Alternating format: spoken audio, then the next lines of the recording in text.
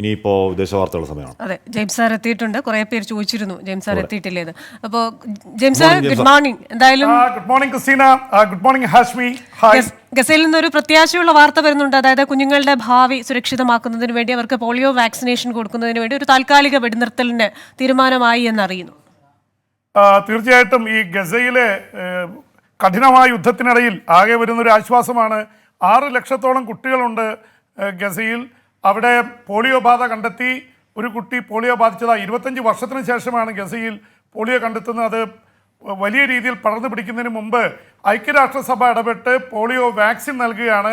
അപ്പോൾ ഓരോ സ്ഥലങ്ങളിൽ തെക്കൻ ഗസയിൽ, മധ്യ ഗസയിൽ, അതുപോലെ വടക്കൻ ഗസയിൽ 3 ദിവസം പരിമിതമായ വെടിനിർത്തലിന് തയ്യാറായിരിക്കുന്നു ഇസ്രായേൽ സേന എന്ന ആശ്വാസകരമായ വാർത്ത വരുന്നുണ്ട്. 6 ലക്ഷം കുട്ടികൾക്ക് ഈ ദിവസങ്ങളിൽ രാവിലെ മുതൽ വൈകുന്നേരം വരെ പോളിയോ വാക്സിൻ നൽകാനാണ് തീരുമാനം.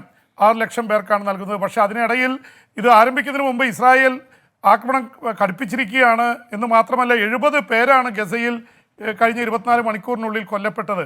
ഒപ്പം തന്നെ കഴിഞ്ഞ ദിവസങ്ങളിൽ പ്രത്യേകിച്ച് വെസ്റ്റ് ബാങ്കിൽ, പാലസ്തീൻ്റെ വെസ്റ്റ് ബാങ്കിൽ ആക്രമണം ശക്തിപ്പെടുത്തിയിരുന്നു ഇസ്രായേൽ സേന. അവിടെ 18 പേർ കൊല്ലപ്പെട്ടിരിക്കുന്നു. ഇന്നലെ 10 പേരാണ് കൊല്ലപ്പെട്ടത്. അവിടെ മരണമടഞ്ഞവരുടെ സംഖ്യ 600-ലേറെ എത്തിയിരിക്കുകയാണ് വെസ്റ്റ് ബാങ്കിൽ. ഇവിടെയാണെങ്കിൽ 40,700-ഓളം പേർ കൊല്ലപ്പെട്ടിരിക്കുന്നു ഗസയിൽ. അപ്പോൾ ഈ രീതിയിൽ മരണസംഖ്യ കൂടിക്കൊണ്ടിരിക്കുകയാണ്. ആ രീതിയിലേക്ക് കാര്യങ്ങൾ പോകുന്നു എന്നുള്ളതാണ് ഇതായിട്ടുള്ളത്. അതുപോലെ തന്നെ ഇസ്രായേൽ ഹമാസ് യുദ്ധം പോലെ യുക്രൈനിലും യുദ്ധം കടുത്തിരിക്കുകയാണ്. അവിടെയും റഷ്യയുടെ സേന, അവരുടെ വ്യോമസേന ഒരു F-16 യുദ്ധവിമാനം, അമേരിക്കൻ നിർമ്മിതമായ ഉക്രൈൻ സേനയുടെ യുദ്ധവിമാനം വെടിവെച്ചിട്ടിരിക്കുന്നു. ഉക്രൈൻ്റെ പല നഗരങ്ങളിലും വലിയ ആക്രമണം നടന്നുകൊണ്ടിരിക്കുകയാണ്. പ്രത്യേകിച്ച് വലിയ ആക്രമണം ഇല്ലാതിരുന്ന പടിഞ്ഞാറൻ യുക്രൈനിലേക്ക് കൂടി റഷ്യ ആക്രമണം വ്യാപിച്ചിരിക്കുന്നു.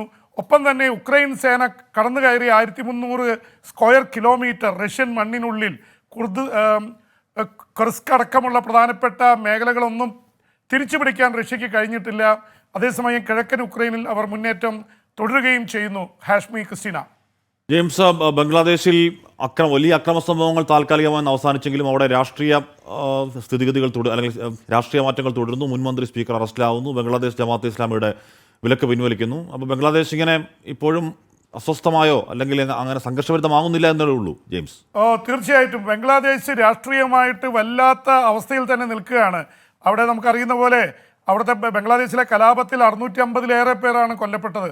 ഷെയ്ഖ് ഹസീന സ്ഥാനം ഒഴിഞ്ഞ് അല്ലെങ്കിൽ ഇന്ത്യയിലേക്ക് ജീവനം കൊണ്ട് ഓടി രക്ഷപ്പെട്ട ശേഷവും അവിടെ കലാപം നടന്നു. 250-300 ഇടയ്ക്ക് ആൾക്കാർ പിന്നെയും കൊല്ലപ്പെട്ടു.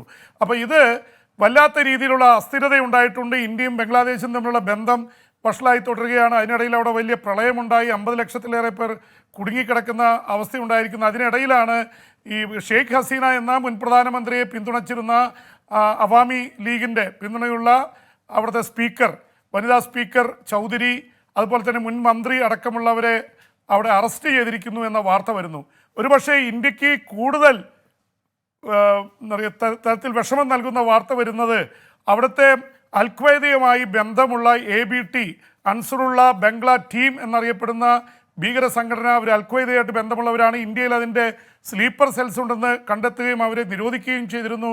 അവരുടെ തലവൻ ജംഷുദ്ദീൻ റഹാനയെ പുറത്തുവിട്ടിരിക്കുന്നു എന്ന വാർത്ത ഇന്ത്യയെ ഞെട്ടിച്ചുകൊണ്ടാണ് ബംഗ്ലാദേശ് അത് ചെയ്തിട്ടുള്ളത്. ഒപ്പം തന്നെ ബംഗ്ലാദേശിലെ ജമാഅത്ത് ഇസ്ലാമിക്ക് ഉണ്ടായിരുന്ന വിലക്ക് പിൻവലിച്ചിരിക്കുന്നു. സ്വാഭാവികമായിട്ടും അവിടെ ഈ മതത്തിന് അതീതമായിട്ടുള്ള സോഷ്യലിസ്റ്റ് ഭരണക്രമമാണ് എപ്പോഴും അവിടുത്തെ രാഷ്ട്രപിതാവായിട്ടുള്ള മുജീബ് റഹ്മാൻ കൊണ്ടുവന്നത്. അതിനെയൊക്കെ അട്ടിമറിക്കുന്ന തരത്തിലേക്ക് ഈ അവിടുത്തെ രാഷ്ട്രീയം മാറുന്നു എന്ന സൂചനയാണ്. പ്രൊഫസർ മുഹമ്മദ് യൂനിസ് അവിടുത്തെ പ്രധാനമന്ത്രിയാണെങ്കിലും അദ്ദേഹത്തിന് ഒരു പരിധി വിട്ടതൊന്നും നിയന്ത്രിക്കാൻ കഴിയാത്ത അവസ്ഥയിലാണ് കാര്യങ്ങൾ പോയിക്കൊണ്ടിരിക്കുന്നത്.